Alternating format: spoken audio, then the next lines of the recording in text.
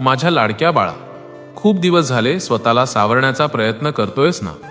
डोळे मिटून घे आणि तुझ्या मनाचा तो आरसा एकदा स्वच्छ कर. आज मला तुझ्याशी खूप काही बोलायचं आहे.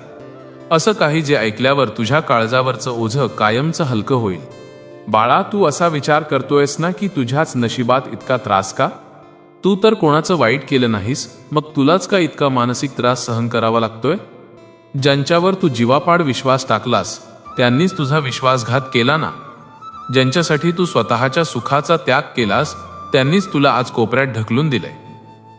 पण बाळा, एक गोष्ट मनाशी पक्की गाठ बांधून ठेव की तू एकटा नाहीस. जेव्हा जेव्हा तुला वाटलं की आता श्वास घेणंही कठीण झालंय, तेव्हा तेव्हा मी तुझ्या पाठीशी सावलीसारखा उभा होतो. जेव्हा तुला वाटलं की आता तुझा रस्ता हरवलाय, तेव्हा तुला योग्य दिशा दाखवणारा तो प्रकाश माझाच होता.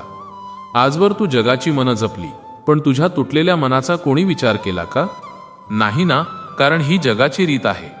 लोक स्वतःची भूक संपली की ताट पालटून ठेवतात, पण मी तसा नाहीये. मी तुझा हात तेव्हा धरलाय जेव्हा तुला तुझ्या स्वतःच्या सावलीचीही भीती वाटत होती.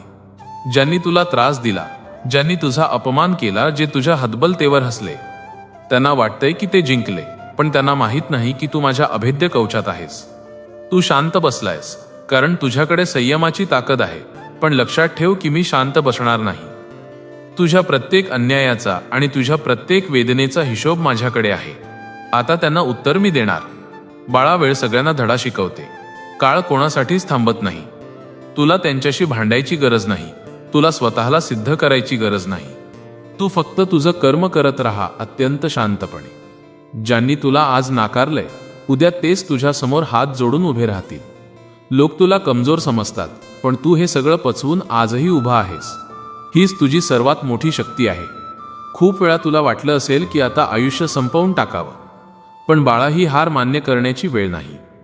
पळून जाऊन प्रश्न सुटत नाहीत, ते सुटतात जेव्हा तू सांगतोस की स्वामी, आता तुम्हीच बघा. आता चिंता करणं कायमचं सोडून दे. तुझे सगळे प्रश्न आज याच क्षणी माझ्या चरणी अर्पण कर. तेव्हा त्या क्षणापासून तुझी पूर्ण जबाबदारी माझी होते. तुझ्या आयुष्यात जे काही वादळ आलंय ते तुला उद्ध्वस्त करायला नाही, तर कचरा साफ करायला आलंय. सोनं आगीत तापल्याशिवाय त्याला झळाळी येत नाही. तसंच तू आता एक हिरा बनून बाहेर पडणार आहेस. विश्रांती घे, मन पूर्णपणे शांत ठेव. तुझ्या मनातली प्रत्येक भीती माझ्या झोळीत टाकून दे. मी असा न्याय करीन की तुला स्वतःलाही तुझ्या नशिबाचा हेवा वाटेल. माझ्यावर विश्वास आहे ना?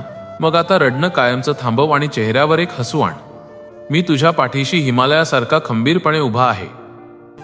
चल, आता उठ आणि नव्या ऊर्जेने तुझ्या कामाला लाग. यशाचे दरवाजे मी तुझ्यासाठी उघडले आहेत. मी तुझ्या प्रत्येक पावलावर तुझ्यासोबत आहे. भिऊ नकोस, मी तुझ्या पाठीशी आहे. बाळा, तुला माझ्यावर पूर्ण विश्वास असेल तर कमेंटमध्ये स्वामी, आता तुम्हीच माझे सर्वस्व आहात, असं लिहून तुझी श्रद्धा व्यक्त कर. मी तुझा शब्द कधीच खाली पडू देणार नाही. मी आहे तुझ्यासोबत नेहमीच. श्री स्वामी समर्थ.